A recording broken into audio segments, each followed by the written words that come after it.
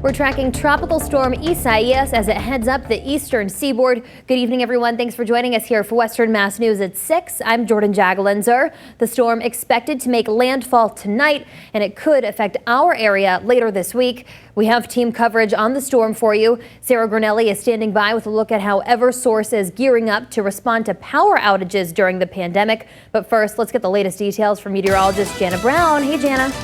Jordyn, we do have a first warning weather alert out ahead of this storm system. First warning weather day on tap for tomorrow.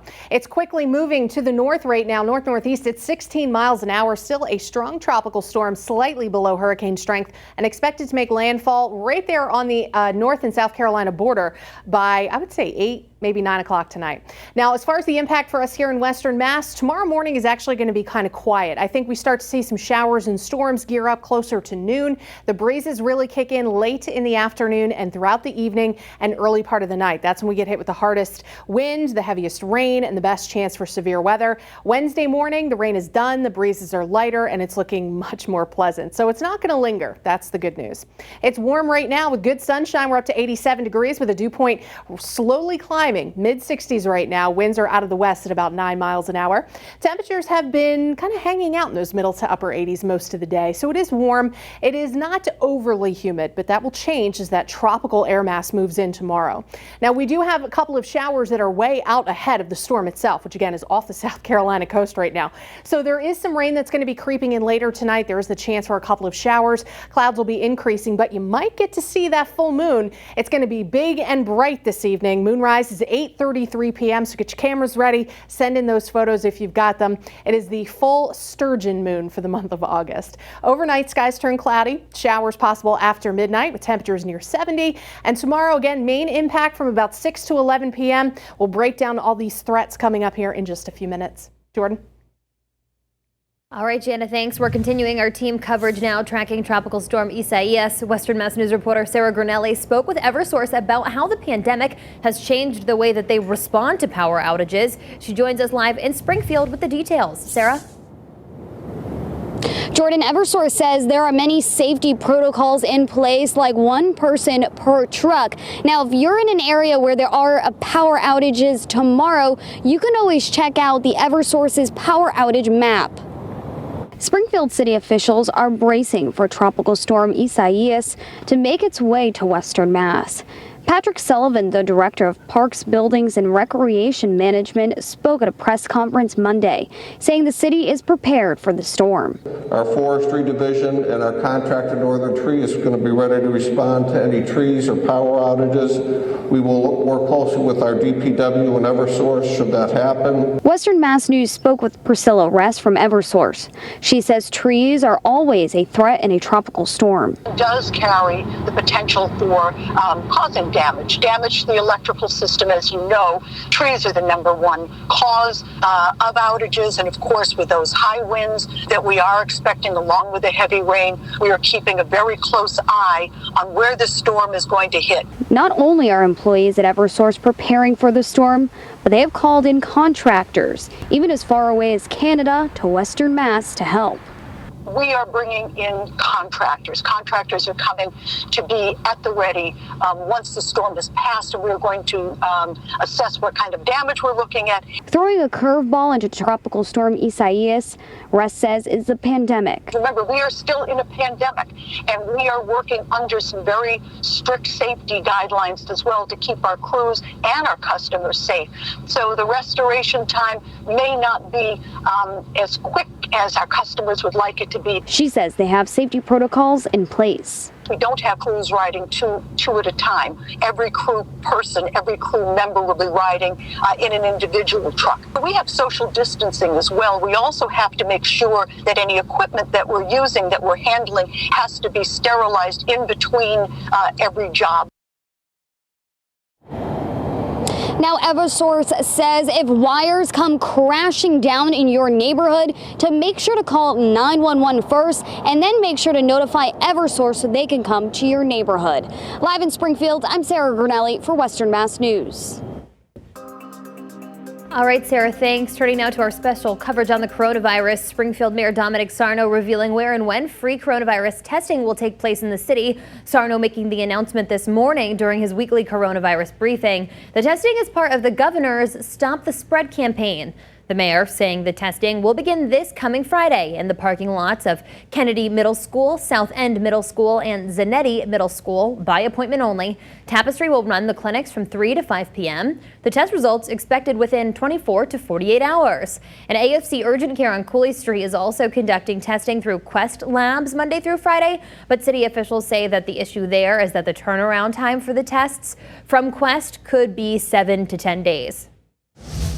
And here's a look at today's number of COVID-19 cases. So far, the state reports 165 new cases with a total number of 110,595 in the Bay State. There are 10 more deaths being reported today. The statewide death toll now stands at 8,427. Agawam town officials confirming that they are curtailing the use of their school's athletic fields out of COVID-19 concerns. Western Mass News reporter Audrey Russo joins us live in Agawam with more. Audrey? Agawam Mayor Bill Cipelli tells me that the Parks and Rec Department initially opened up some of the outdoor facilities here at the school for college athletes who wanted to get in shape for whatever semblance of sports season they may have this year. Now he says there are concerns that the facilities in the fields aren't being used responsibly. The sports that we're aware of that are working out using our facility, which is a town park, if you will, is girls field hockey and boys and girls soccer. Agawam Mayor Bill Cipelli says right now field hockey and soccer are considered moderate risk by the state for COVID-19, meaning they're allowed to be played but with social distancing measures in place. Cipelli says prior to Monday, the Parks and Rec Department had opened certain outdoor athletic fields for use. Now, Cipelli says COVID-19 concerns are causing his staff to curtail the use of the fields. Citing the Massachusetts Interscholastic Athletic Association rules, he says the coaching staff was not allowed at any kind of team gathering held on the field. It's illegal to have the schools be anywhere involved with their coaching staffs in the off-season. He says captains' practices often take place during the summer with just the athletes. But this year, Cipelli says he made a rule requiring an adult be present who wasn't part of the coaching staff. Here came with all the issues. We explained to them if they were going to use our field, that they would have to have an adult supervisor to make sure that they were following proper protocol because of COVID-19. Cipelli wouldn't confirm what type of COVID-19 activity may have stemmed from the use of the fields. However, he told Western Mass News that many of the town's cases up to this point have stemmed from long-term care facilities. More than half were in those healthcare facilities, which we have 8 of. Cipelli says that Agawam is frequently compared to other area towns that have left their fields open. He says that maintenance of the artificial turf, along with trying to ensure that people don't use some of the other amenities like the bleachers and the bathrooms here at Agawam schools, makes it too difficult for the upkeep for his staff in the pandemic. Live in Agawam, Audrey Russo for Western Mass News. Audrey, thanks for that live report. Now to the latest from the New England Patriots. A total of 8 players opting out for the 2020 season, with 2 more Pats players making the decision over the weekend. The deadline for players to opt out is approaching. Western Mass News reporter Kayla Burton joins us live from Foxborough to tell us how other players are feeling about the season as week 2 begins today. Kayla? Yeah, that's right, Jordan. Well, strength and conditioning phase is underway here at Gillette Stadium, and this, of course, applies to only those players who show 3 negative coronavirus test results. Otherwise, you are not able to enter the team facility. But for many players, this is the case. They do have that green light to enter the facility. Now, we were able to speak with 2 Patriots captains just over the weekend on a specific mission that they have for the 2020 season. Over a virtual meeting, safety Devin McCourty and wide receiver Matthew Slater showed they have a lot on their minds. From the start, they tell Western Mass News their primary goals for this year are not necessarily football related. I think one of the biggest things that you've heard so many people talk about is justice. Obviously for Breonna Taylor, a young woman killed in her house. because of different things, no knock warrants, just a mistake, going in the wrong house. Something we fought for here in Massachusetts, equal education with COVID-19 and all the different things that have showed up, the digital divide. My first two responsibilities are to love God and to love my neighbor. My hope is to bring a sense of oneness. And again, that oneness in my mind can only be brought through the gospel of Jesus Christ. Keep in mind the opt-out deadline for players could be as early as this Thursday or Friday. This comes as the league has moved the date up by 1 week.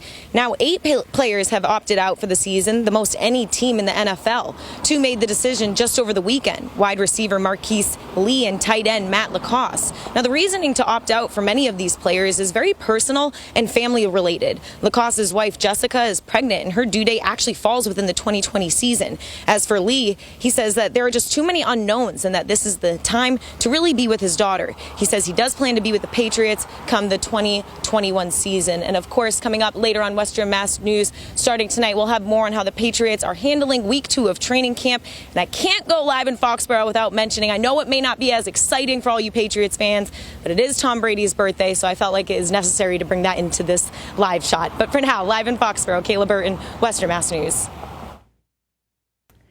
It's tough. We still love Tom, I think a lot of us. And for more coverage of the coronavirus emergency as it develops, be sure to log on to our free streaming Western Mass News app.